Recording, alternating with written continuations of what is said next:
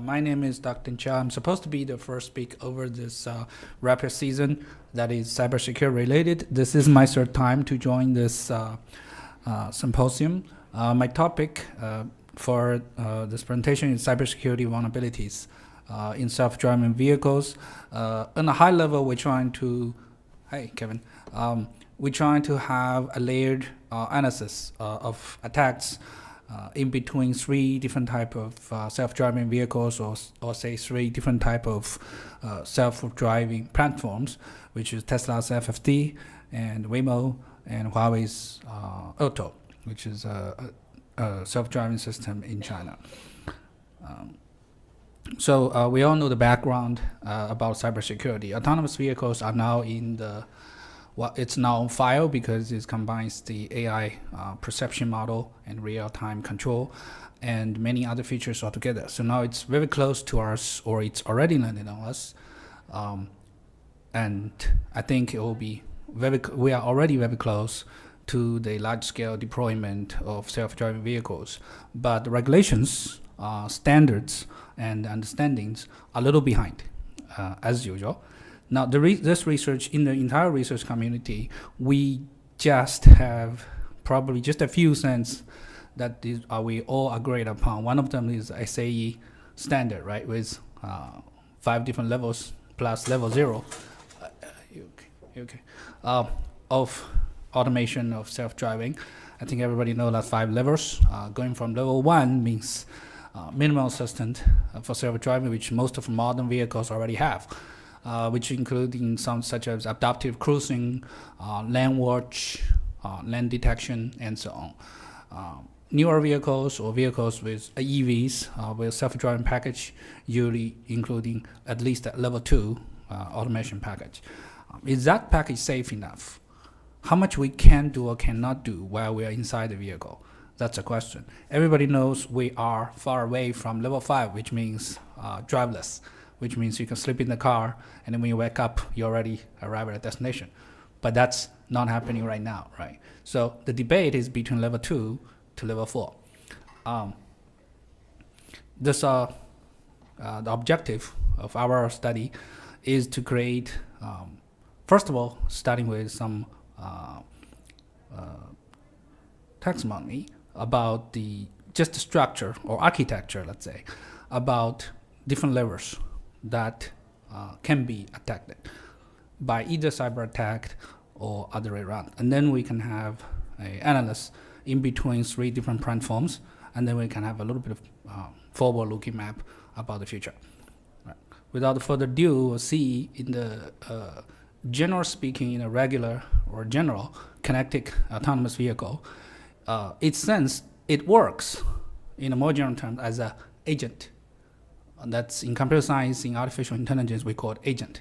Not agentic AI right now, just agent in general. A Roomba is an agent.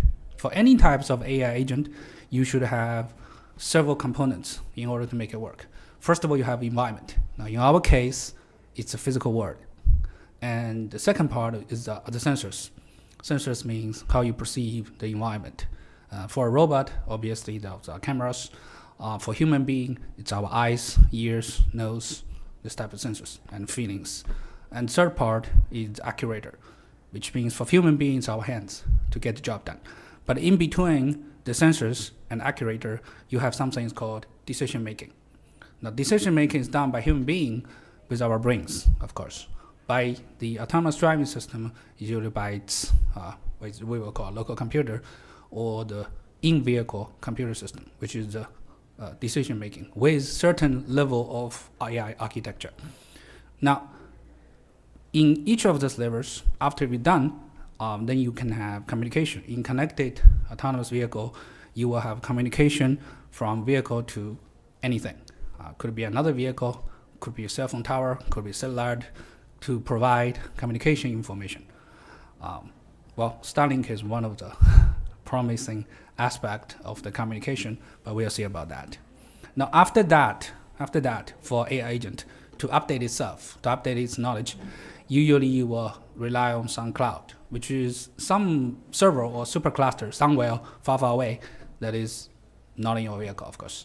But the cluster will collect the fleet information, the information from your vehicle and many other vehicles, and from other studies, from knowledge collecting. And then you will train the model, improve the model, and send the update to you, either via OAT over the air or via Wi-Fi link in your home, whichever way that is, to improve the decision making of the system of your agent. Now that's a modern connected autonomous vehicle. Now when we have, then we lead to the possible cyber attacks. The cyber attack type, from computer science perspective, I'm a professor of computer science. You can attack any layer during this entire system, starting from perception and to decision and to control and to communication and even to the cloud. It depends. It depends what kind of attack you have. For example, you can have forced data injection, and you can have silo, and you can have DDoS, and which you got compromise the communication, and you can have false signs, even in the physical world or in the virtual world. So far, it is not. We still are not very, very aware of cyber attacks, simply because we're at level 1 to level 2. It's not because the cyber attacks does not exist, or it's rare, or it's hard to achieve. It is because we are still at the early stage of self-driving. But once we hit level 3, cyber attack will become very serious. Once we hit level 4, cybersecurity will become a mission critical matter for all the vehicles.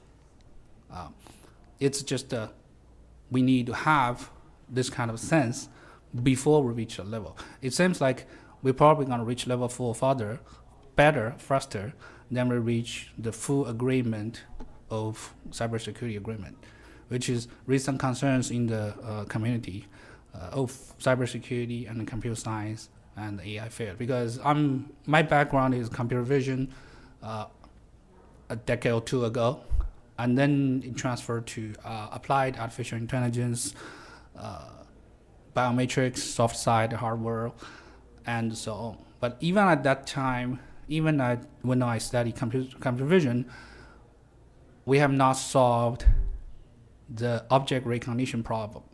We have not. We think we solved object recognition problem. We didn't. We are not 100% sure that we can separate foreground and background yet. So what we have right now is this. Between Tesla and Waymo and Huawei's auto system, we are facing 3 different kind of platforms. Tesla, as we know, is vision-based only, right? It's Elon Musk's vision. He wants to use camera only.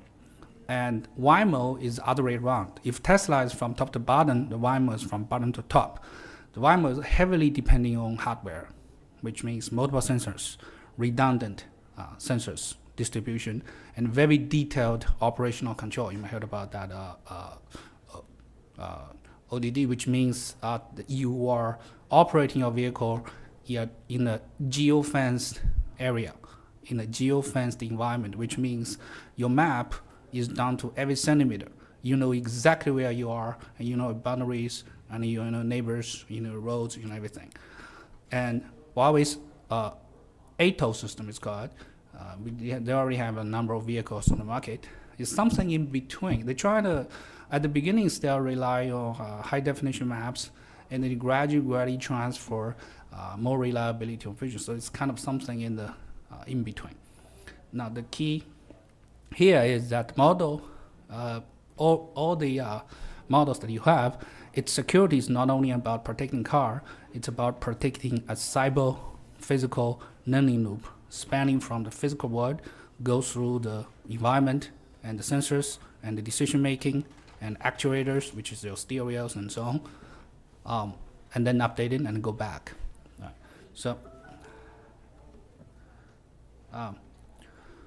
what we have here is from a sensor perspective, from the very beginning, from sensors perspective, they have similar price tag, which means they are marketed around 15K range ish, depends on the models, depends on the trims.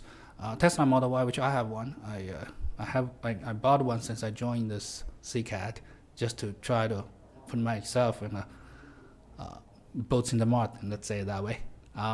So it has only 8 cameras. The newest model that you can have, the newest model, Model Y, with this shiny one loop LED light, has 9 cameras, but it's actually only used 8 of them. The lower bumper camera is being added to the hardware, but it's not used. They plan to use that in the next generation of AI called AI5. So technically they have 8 cameras and nothing else, just 8 cameras. Sounds like very lightweighted. And Waymo has, the middle range model has 29 cameras, which is more than 3 times than Tesla Model Y. And it also has 4 to 5 lidars depending on the trim, and also have 5 to 6 radars, and a bunch of sonics, ultrasonic sensors surrounding the front end and back end of the vehicle. This is Jaeger I-Pace. And for Huawei's 8 or M7, which is like a middle trim, they have M5, M7, M9. So it's a middle trim. It has 10 to 12 cameras, 1 to 3 lidar, and 3 to 5 radars, and some ultrasonic, multiple ultrasonic. From sensors perspective. From the self-driving perspective, Tesla Model Y has a level 2 self-driving based on SAE standard. So it's not L3, it's not L4. Waymo, on the other hand, has a level 4, but only in a limited area. To be more specific, in 10 cities. I've heard that Waymo is coming to Michigan. That's very exciting. But now it's only available in 10 cities. Most of them are in California, and a couple of cities are in Texas, and so on. That's because the geo-sensor limitations. They need that boundary to exploit the vehicle. Tesla, on the other hand, is very, very easy to scale because it really just rely on a neural network. So if you have a better neural network, you can just download it to every Tesla vehicle, and you can drive in different areas. So it's easy to upgrade. That's the upside. But the downside is, it's technically or theoretically, let's say, it still didn't claim it hits level 3 or level 4. Right. So, but I think because I will not have enough time. I got 20 minutes to explain every layer, so I'll quickly go through these layers. At each layer, you can have different type of attacks. Say, for example, for a perception layer, you can have false data injection, or you can false camera data, synthetic, and transfer to the system, or LiDAR data, or you can have mismatched data, which means that you have a correct data, but the data has been delayed for, say, 4 or 5 minutes. And that's also a tricky part. And you can also have the distance measure that will change the perception or change the rating for LiDAR. Say, for example, you're actually 5 meters away from another vehicle, but it reported to 20 meters. And then, of course, it's very dangerous. But, of course, all of them are actually under the testing environment. University of Michigan, University of Purdue, they did a lot of experimental research on that. In real world, I think the most famous incident happened in 2015 is still the from Jeep, while they have massive hack that involves their the in-vehicle control system, so that they basically have loose control of the brake and pedal system, which is very famous. It caused a massive recall, about 1.3 million vehicles recall over 2015. Actually, that affect other car makers. My vehicle back then was also a European maker, but they recorded too, just to make sure the software is okay, because no matter if it's a autonomous vehicle or not, most vehicles today are controlled by chips, by onboard software, not really controlled by mechanics. When you turn the wheels, you're basically turning electronic vehicle, just like a joypad. You do not actually have connection between wheel and transmission and so on. Now, in the decision making, obviously, in the AI part, you can have all kinds of AI attacks as long as can transfer to the system, which leads to many different types that I would not list on here. And one of the level 1 and level 2 sounds like still the cyber level, and which sounds like it's a little not so dangerous.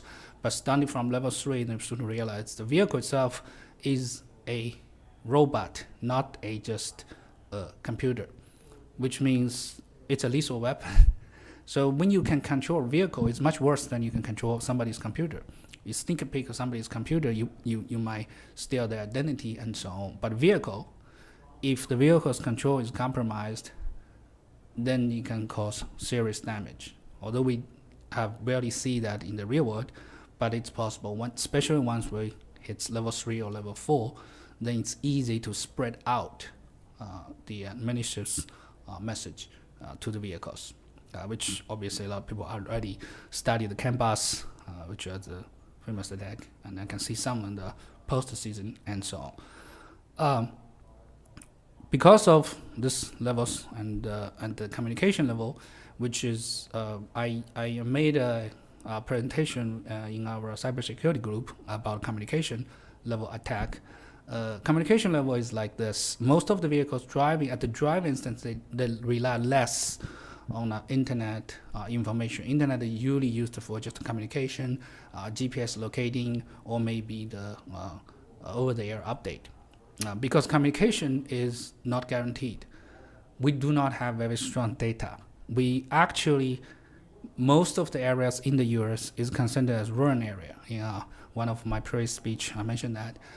Most people don't know, but 97% of area in the US is considered rural area, not city area. Only 3% of the land is considered city area with actual connection, which contains 85% of population who usually drive back and forth. But on everyday driving, you actually cross a lot of rural areas, more rural areas than you think, on the route.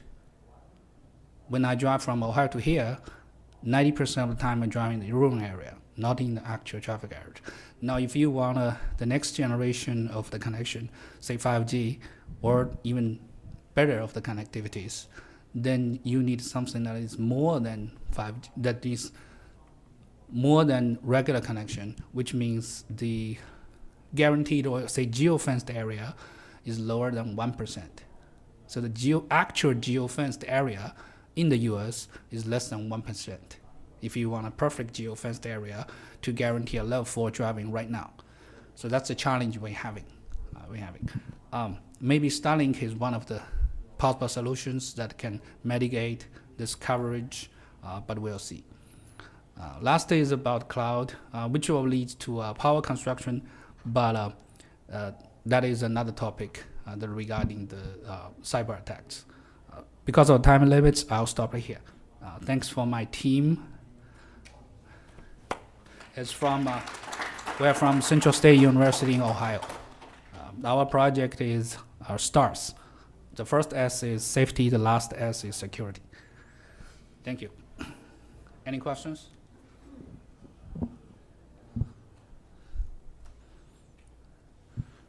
Very good. I think you believe me 100%. Thank you.